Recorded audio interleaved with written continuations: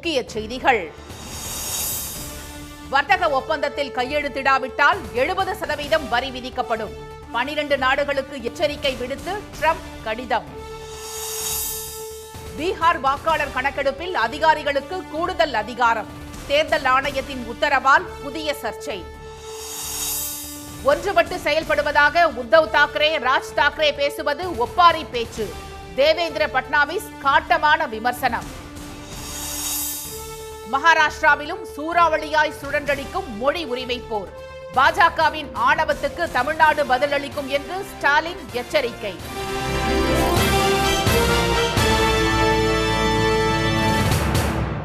வணக்கம். பரஸ்பர வரி விதிப்பு குறித்து 12 நாடுகளுக்கு கடிதம் எழுதியுள்ள அமெரிக்க அதிபர் ட்ரம்ப் வர்த்தக ஒப்பந்தத்தில் கையெழுத்திடாத நாடுகளுக்கு 70% வரை வரி விதிக்கப்படும் என்று எச்சரித்துள்ளார். அமெரிக்க அதிபராக 2வது முறை பதவியேற்ற பிறகு அதிரடி நடவடிக்கைகளை எடுத்து வரும் ட்ரம்ப் அமெரிக்க பொருட்களுக்கு கூடுதல் வரி விதிக்கும் நாடுகளுக்கு சம வரி விதிக்கும் பரஸ்பர வரி முறையை அமல்படுத்தினார்.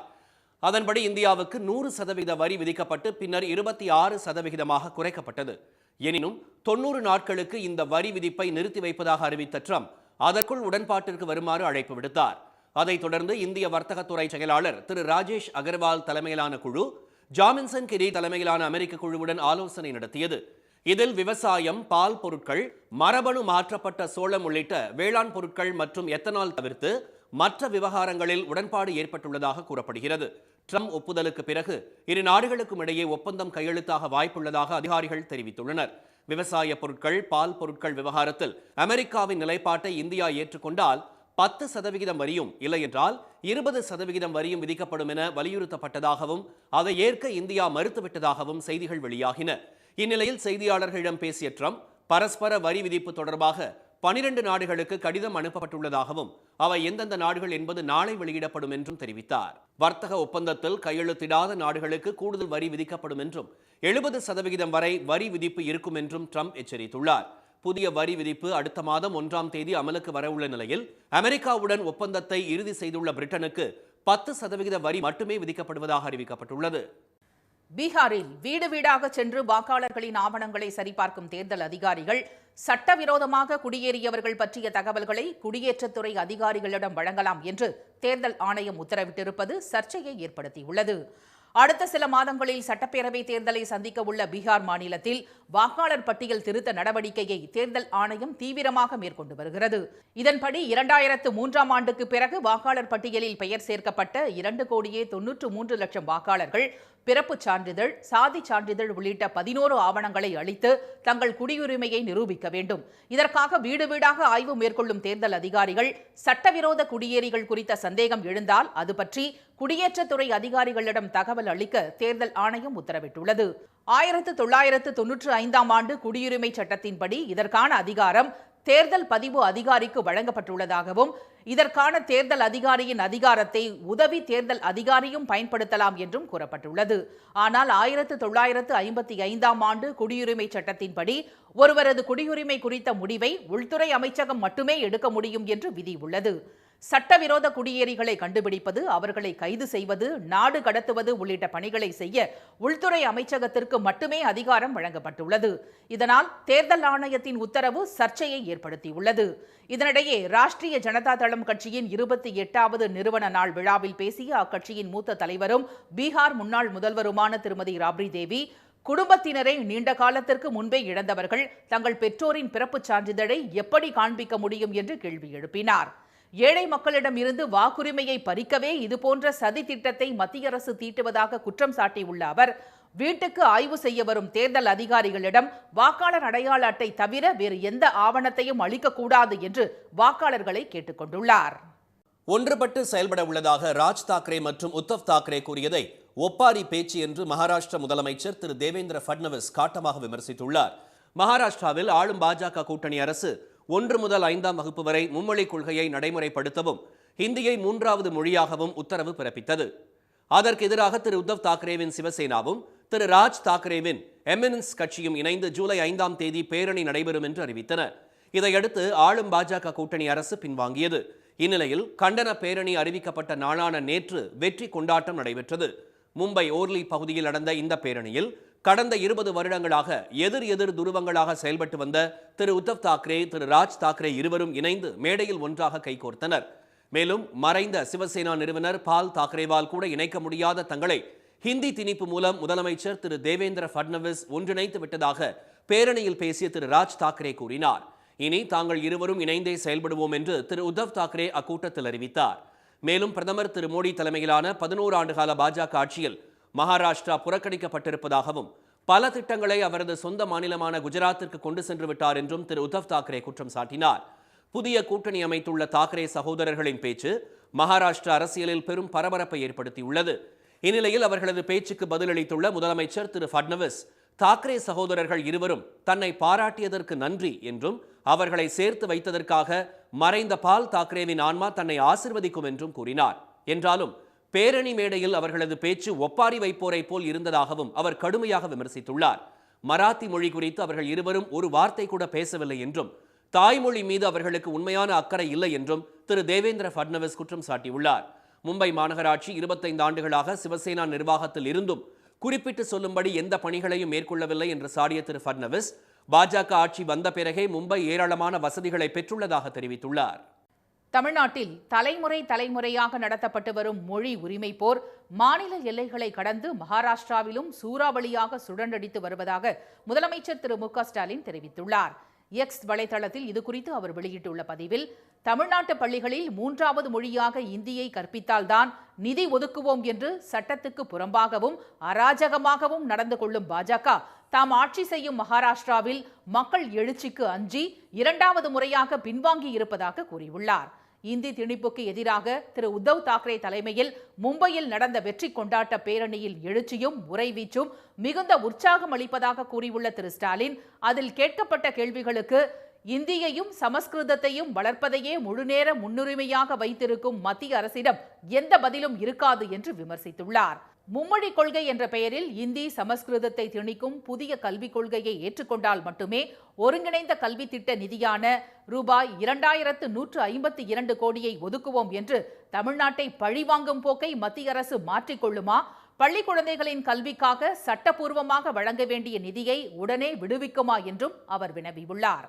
தமிழுக்கு நிதி ஒதுக்கீட்டில் ஓர வஞ்சனையையும் கீழடி நாகரிகத்தை அங்கீகரிக்க மறுக்கும் ஆணவத்தையும் நீடிக்க விடமாட்டோம் என்று எச்சரித்துள்ள முதலமைச்சர், தமிழுக்கும் தமிழ்நாட்டுக்கும் பாஜக செய்து வரும் துரோகத்துக்கு பரிகாரம் தேடாவிட்டால் அவர்களுக்கும் அவர்களின் புதிய கூட்டாளிகளுக்கும் தமிழ்நாடு மறக்க முடியாத பாடத்தை மீண்டும் ஒருமுறை கற்பிக்கும் என்று தெரிவித்துள்ளார். இதனிடையே உங்களுடன் ஸ்டாலின் திட்டத்தை வரும் 15ஆம் தேதி கடலூர் மாவட்டம் சிதம்பரத்தில் திரு ஸ்டாலின் தொடங்கி வைக்கிறார். இத்திட்டத்தின் மூலம் அனைத்து மாவட்டங்களிலும் சுமார் 10,000 சிறப்பு முகாம்கள் நவம்பர் மாதம் வரை நடைபெற உள்ளன. அரசு துறை சேவைகள், திட்டங்களை தன்னார்வலர்கள் ஒவ்வொரு வீட்டுக்கும் நேரடியாக சென்று விளக்க உள்ளனர். இந்த முகாம்களில் பெறப்படும் விண்ணப்பங்கள் மீது 45 நாட்களில் நடவடிக்கை மேற்கொள்ளப்படும் என்று அறிவிக்கப்பட்டுள்ளது. மேட்டூர் அணையின் நீர்மட்டம் நடப்பாண்டில் 2வது முறையாக முழு கொள்ளளவான 120 அடியை எட்டியுள்ளது. கர்நாடகாவில் பெய்து வரும் தொடர் கனமழையால் கபினி, KRS அணைகள் நிரம்பியதால் காவிரி ஆற்றில் உபரி நீர் திறக்கப்பட்டது. இதையடுத்து மேட்டூர் அணை வரலாற்றில் 44வது முறையாக அதன் முழு கொள்ளளவான 120 அடியை கடந்த 29ஆம் தேதி எட்டியது. கர்நாடக அணைகளில் மீண்டும் உபரி நீர் வெளியேற்றம் அதிகரித்த நிலையில் அணை மீண்டும் 120 அடி நீர்மட்டத்தை நேற்று எட்டியது. இதனால் ஒரே ஆண்டில் 2வது முறையாக அணை நிரம்பியுள்ளதால் விவசாயிகள், பொதுமக்கள் மகிழ்ச்சி அடைந்துள்ளனர். அணைக்கு நீர்வரத்து 51,000 கனஅடியாக இருந்த நீர்வரத்து இன்று காலை 4 மணி நிலவரப்படி வினாடிக்கு 40,500 கனஅடியாக சரிந்தது. அணையிலிருந்து 40,000 கனஅடி நீர் வெளியேற்றப்பட்டு வருகிறது. இந்நிலையில் காவிரி கரையோர மக்களுக்கு சேலம் மாவட்ட நிர்வாகம் சார்பில் வெள்ள அபாய எச்சரிக்கை விடுக்கப்பட்டுள்ளது. ஒகேனக்கல் ஆற்றில் குளிக்கவும் பரிசல் இயக்கவும் விதிக்கப்பட்டுள்ள தடை நீட்டிக்கப்பட்டுள்ளது. இதேபோல் பவானிசாகர் அணைக்கும் நீர்வரத்து அதிகரித்ததால் மொத்த கொள்ளளவான 105 அடியில் 100 அடியை எட்டியுள்ளது. மேற்கு தொடர்ச்சி மலைப்பகுதியில் மழை குறைந்துள்ளதால் 3 மாதங்களுக்கு பிறகு ஆழியாறு கவி அருவியில் குளிக்க சுற்றுலா பயணிகளுக்கு அனுமதி அளிக்கப்பட்டுள்ளது. உலகின் மிகப்பெரிய கோட்டீஸ்வரர்களில் ஒருவரான எலான் மஸ்க் தி அமெரிக்கன் பார்ட்டி என்ற புதிய கட்சியை தொடங்கியுள்ளார். டெஸ்லா, ஸ்பேஸ் எக்ஸ் உள்ளிட்ட முன்னணி நிறுவனங்களின் தலைவரான அவர் அமெரிக்க அதிபர் தேர்தலில் ட்ரம்ப் வெற்றி பெற நிதி உதவியை வழங்கியது மட்டுமல்லாது பிரச்சாரத்திலும் ஈடுபட்டார். ட்ரம்பின் மிகப்பெரிய ஆதரவாளராக இருந்த எலான் மஸ்க் வரி குறைப்பு மற்றும் செலவின மசோதா காரணமாக அவருடன் மோதலில் ஈடுபட்டார். ஒருவரை ஒருவர் விமர்சித்து வந்த நிலையில் புதிய கட்சியை தொடங்கப் போவதாக சில நாட்களுக்கு முன்பு எலான் மஸ்க் அறிவித்திருந்தார். இந்நிலையில் தி அமெரிக்கன் பார்ட்டி என்ற புதிய கட்சியை தொடங்கியுள்ள அவர், அமெரிக்க கட்சி மக்களுக்கு சுதந்திரத்தை திரும்ப கொடுக்க உருவாக்கப்பட்டதாக கூறியுள்ளார். அமெரிக்கர்கள் உண்மையான அரசியல் மாற்றத்தை விரும்புவதாகவும் எலான் மஸ்க் தெரிவித்துள்ளார். கேரளாவில் நிறுத்தி வைக்கப்பட்டுள்ள போர் விமானத்தை சரி செய்ய சர்வதேச நிபுணர்கள் இன்று வருகை தர உள்ளனர். தொழில்நுட்ப கோளாறு காரணமாக கடந்த மாதம் 14ஆம் தேதி திருவனந்தபுரம் சர்வதேச விமான நிலையத்தில் பிரிட்டன் கடற்படையின் F-35B போர் விமானம் அவசரமாக தரையிறக்கப்பட்டது. அந்த விமானத்தின் கோளாறை சரி செய்ய பிரிட்டன் மற்றும் அமெரிக்காவைச் சேர்ந்த 40 பொறியாளர்களை கொண்ட குழுவின் முயற்சிகள் தோல்வியடைந்தன. இந்தியாவில் 3 வாரங்களாக நிறுத்தி வைக்கப்பட்டுள்ள அந்த போர் விமானத்தின் சிக்கலை தீர்க்க முடியாததால் C-17 குளோப் மாஸ்டர் எனப்படும் உலகின் மிகப்பெரிய ராணுவ போக்குவரத்து விமானம் மூலம் கொண்டு செல்வது குறித்தும் பரிசீலிக்கப்பட்டது. ஆனால் F-35 விமானத்தின் ரெக்கைகள் சுமார் 11 மீட்டர் என்பதால் அதை ஏற்றிச் செல்ல முடியாத நிலை ஏற்பட்டது. எனவே விமானத்தை பல்வேறு பாகங்களாக பிரித்து கொண்டு செல்வது குறித்து ஆலோசிக்கப்பட்டு வருகிறது. அதே சமயம் அதிநவீன 5ஆம் தலைமுறை போர் விமானத்தின் ரெக்கைகளை பிரிப்பது எளிதான பணி அல்ல என பொறியாளர்கள் தரப்பில் தெரிவிக்கப்பட்டதாக கூறப்படுகிறது. இதையடுத்து விமானத்தை எடுத்துச் செல்வது குறித்து ஆராய பிரிட்டனைச் சேர்ந்த 25 சிறப்பு நிபுணர்கள் அந்நாட்டின் விமானப்படைக்கு சொந்தமான தனி விமானத்தில் இன்று கேரளா வருகின்றனர். அவர்களின் ஆலோசனைப்படி விமானத்தை கேரளாவில் வைத்தே சரி செய்ய முயற்சிகள் எடுக்கப்படும் என்றும், இயலாத பட்சத்தில் விமானத்தை கொண்டு செல்லும் வழிமுறை குறித்து இறுதி முடிவு எடுக்கப்படும் என்றும் தகவல்கள் தெரிவிக்கின்றன. ஆம்ஸ்ட்ராங் 1ஆம் ஆண்டு நினைவு நாளில் தமிழ் மாநில பகுஜன் சமாஜ் என்ற புதிய கட்சியை அவரது மனைவி தொடங்கியுள்ளார். பகுஜன் சமாஜ் கட்சியின் மாநில தலைவராக இருந்த ஆம்ஸ்ட்ராங் கடந்த ஆண்டு ஜூலை 5ஆம் தேதி கொலை செய்யப்பட்டார். அவரது 1ஆம் ஆண்டு நினைவு தினத்தை முன்னிட்டு சென்னையை அடுத்த பொத்தூரில் உள்ள வள்ளலார் மடத்திலிருந்து நினைவிடம் வரை நேற்று பேரணி நடைபெற்றது. ஆம்ஸ்ட்ராங் மனைவி திருமதி பொற்கொடி தலைமையில் நடைபெற்ற பேரணியில் உச்சநீதிமன்ற தலைமை நீதிபதி திரு B.R. கவாயின் தாயார் திருமதி கமலா கவாய், திரு திருமாவளவன், திரு வேல்முருகன், திரு நயினார் நாகேந்திரன், திமுக தலைமை செயற்குழு உறுப்பினர் திரு ரங்கநாதன் உள்ளிட்ட பல்வேறு கட்சிகளைச் சேர்ந்தவர்கள் கலந்து கொண்டனர். பின்னர் ஆம்ஸ்ட்ராங்கின் 9 அடி உருவச் சிலையை திருமதி கமலா கவாய் திறந்து வைத்தார். இதைத் தொடர்ந்து தமிழ் மாநில பகுஜன் சமாஜ் கட்சியை தொடங்கிய திருமதி பொற்கொடி கட்சியின் கொடியை அறிமுகம் செய்து வைத்து கொடிக்கம்பத்தில் அதனை ஏற்றினார். இனி வருவது செய்தி துளிகள். உச்சநீதிமன்ற பணி நியமனங்களில் பிற்படுத்தப்பட்டோருக்கும் இடஒதுக்கீடு வழங்கி ஆணை பிறப்பிக்கப்பட்டிருப்பதற்கு திராவிடர் கழக தலைவர் திரு கி வீரமணி நன்றி தெரிவித்துள்ளார். அவர் விடுத்துள்ள அறிக்கையில், உச்சநீதிமன்ற பணி நியமனங்களில் SC ST பிரிவினருக்கு இடஒதுக்கீடு வழங்க தலைமை நீதிபதி திரு B.R. கவாய் ஏற்கனவே உத்தரவிட்டிருந்த நிலையில் பிற்படுத்தப்பட்டோருக்கும் இடஒதுக்கீட்டை விரிவுபடுத்த ஆணை பிறப்பித்திருப்பதன் மூலம் அனைவருக்கும் அனைத்தும் என்ற சமூக நீதி கோட்பாடு உறுதி செய்யப்பட்டிருப்பதாக தெரிவித்துள்ளார். போதைப்பொருள் பயன்படுத்தியதாக கைது செய்யப்பட்ட நடிகர்கள் ஸ்ரீகாந்த், கிருஷ்ணா ஆகியோர் ஜாமீன் கோரி சென்னை உயர்நீதிமன்றத்தில் மனு தாக்கல் செய்துள்ளனர். இருவரின் ஜாமீன் மனுக்களையும் சென்னை போதைப்பொருள் கடத்தல் தடுப்பு வழக்குகளை விசாரிக்கும் சிறப்பு நீதிமன்றம் தள்ளுபடி செய்தது. எனவே இருவர் தரப்பிலும் உயர்நீதிமன்றத்தில் ஜாமீன் மனு தாக்கல் செய்யப்பட்டுள்ளது. இந்த மனுக்கள் நீதிபதி திரு நிர்மல்குமார் முன் நாளை விசாரணைக்கு வரவுள்ளன. புதுச்சேரி புதிய பேருந்து நிலைய கட்டுமான பணிகளில் நடந்த ஊழல் குறித்து சிபிஐ விசாரணைக்கு உத்தரவிட வேண்டும் என்று முன்னாள் முதலமைச்சர் திரு நாராயணசாமி வலியுறுத்தியுள்ளார். அண்மையில் மக்கள் பயன்பாட்டுக்கு திறக்கப்பட்ட பேருந்து நிலையத்தில் ஆய்வு செய்த பின்னர் செய்தியாளர்களிடம் பேசிய அவர், ஸ்மார்ட் சிட்டி திட்டப்பணிகள் அனைத்திலும் முறைகேடு நடந்துள்ளதாக கூறினார்.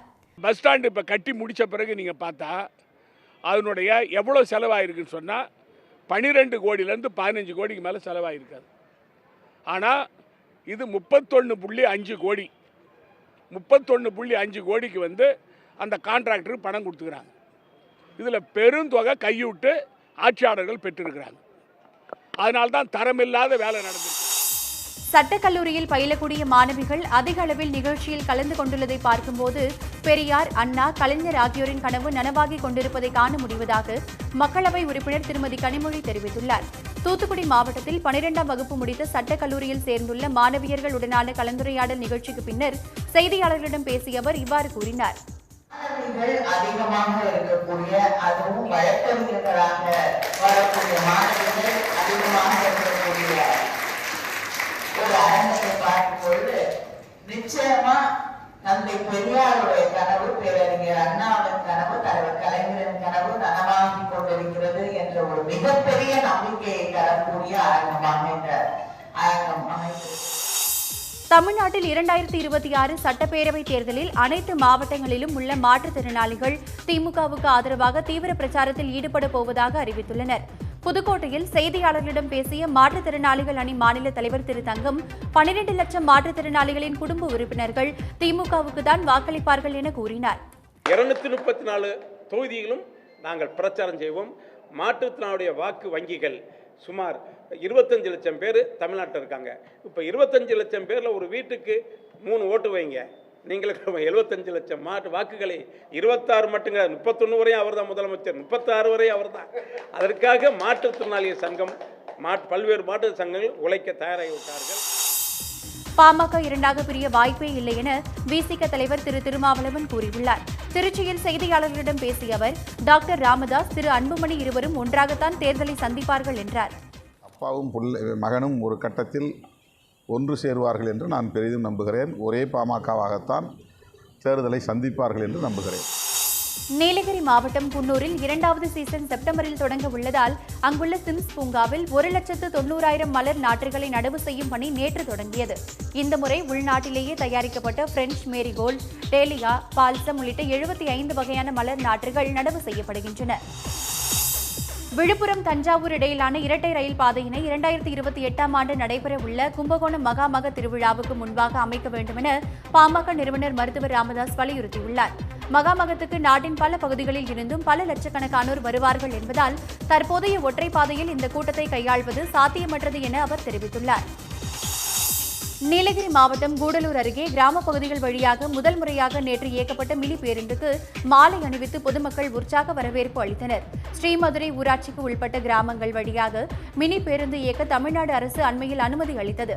இதனையடுத்து இயக்கப்பட்ட பேருந்தில் பயணித்தவர்களும் இனிப்புகளை வழங்கியும் கிராம மக்கள் தங்களது மகிழ்ச்சியை வெளிப்படுத்தினர். மதுரை தமுகம் மைதானத்தில் நடைபெறும் நாய்கள் கண்காட்சியில் முதல் நாளான நேற்று கன்னி, சிப்பிப்பாறை, ராஜபாளையம், கோம்பை, முதல் ஹவுண்ட், பசினி ஹவுண்ட் உள்ளிட்ட 8 வகையான நாட்டின நாய்கள் கலந்து கொண்டன. 2வது நாளான இன்று வெளிநாட்டு நாய் ரகங்கள் பங்கேற்கின்றன. வயது, நிறம், உயரம், எடை, உரிமையாளர்களின் கட்டளையை பின்பற்றும் திறன் போன்றவற்றின் அடிப்படையில் சிறந்த நாய்கள் தேர்வு செய்யப்பட்டு பரிசுகள் வழங்கப்படும். காஞ்சிபுரத்தில் நடைபெற்ற சாலை பாதுகாப்பு மற்றும் போதைப்பொருள் விழிப்புணர்வு பேரணியில் 500க்கும் மேற்பட்ட பள்ளி, கல்லூரி மாணவர்கள் கலந்து கொண்டனர். சாலை விதிகளை பின்பற்றுவதன் முக்கியத்துவம், போதைப் பொருட்களால் ஏற்படும் தீங்குகள் குறித்த பதாகைகளை ஏந்தியபடி முக்கிய வீதிகள் வழியாக அவர்கள் சென்றனர். வங்கக்கடலில் இன்று குறைந்த காற்றழுத்த தாழ்வு பகுதி உருவாக வாய்ப்புள்ளதாக இந்திய வானிலை ஆய்வு மையம் தெரிவித்துள்ளது. தென்மேற்கு பருவமழையின் தாக்கம் சற்று குறைந்துள்ள நிலையில் தமிழ்நாட்டில் மீண்டும் வெயில் அதிகரிக்க தொடங்கியுள்ளது. மதுரை, சென்னை, திருவள்ளூர், சேலம், வேலூர் உட்பட 12 ஊர்களில் நேற்று வெயில் சதமடித்தது. இந்நிலையில் தமிழ்நாட்டில் இன்று அதிகபட்ச வெப்பநிலை 3 டிகிரி செல்சியஸ் வரை அதிகரிக்கலாம் என்று சென்னை வானிலை ஆய்வு மையம் எச்சரித்துள்ளது. மேற்கு திசை காற்றின் வேக மாறுபாடு காரணமாக தமிழ்நாடு, புதுச்சேரி மற்றும் காரைக்கால் பகுதிகளில் இன்று முதல் வரும் 11ஆம் தேதி வரை மிதமான மழை பெய்யக்கூடும் என வானிலை மையம் தெரிவித்துள்ளது. இந்நிலையில் மேற்கு வங்கம் மற்றும் அதனை ஒட்டிய வங்கக்கடல் பகுதிகளில் வளிமண்டல மேலடுக்கு சுழற்சி நிலவுவதால் இன்று குறைந்த காற்றழுத்த தாழ்வு பகுதி உருவாக வாய்ப்புள்ளதாக வானிலை மையம் தெரிவித்துள்ளது. மீண்டும் முக்கிய செய்திகள். வரி விதிப்பு குறித்து 12 நாடுகளுக்கு கடிதம் எழுதியுள்ள ட்ரம்ப், வர்த்தக ஒப்பந்தத்தில் கையெழுத்திடாத நாடுகளுக்கு 70% வரை வரி விதிக்கப்படும் என்று எச்சரித்துள்ளார். பீகாரில் சட்டவிரோதமாக குடியேறியவர்கள் பற்றிய தகவல்களை குடியேற்றத்துறை அதிகாரிகளிடம் வழங்கலாம் என்று தேர்தல் ஆணையம் உத்தரவிட்டிருப்பது சர்ச்சையை ஏற்படுத்தியுள்ளது. உலகின் மிகப்பெரிய கோடீஸ்வரர்களில் ஒருவரான எலான் மஸ்க் தி அமெரிக்கன் பார்ட்டி என்ற புதிய கட்சியை தொடங்கியுள்ளார். இத்துடன் இந்த செய்திகள் நிறைவடைந்தன. மீண்டும் சன் டிவியில் செய்திகள் மாலை 6 மணிக்கு. செய்திகளை உடனுக்குடன் தெரிந்து கொள்ள QR கோடை ஸ்கேன் செய்து சன் நியூஸ் வாட்ஸ்அப் சேனலுடன் இணைந்திருங்கள். வணக்கம். வணக்கம்.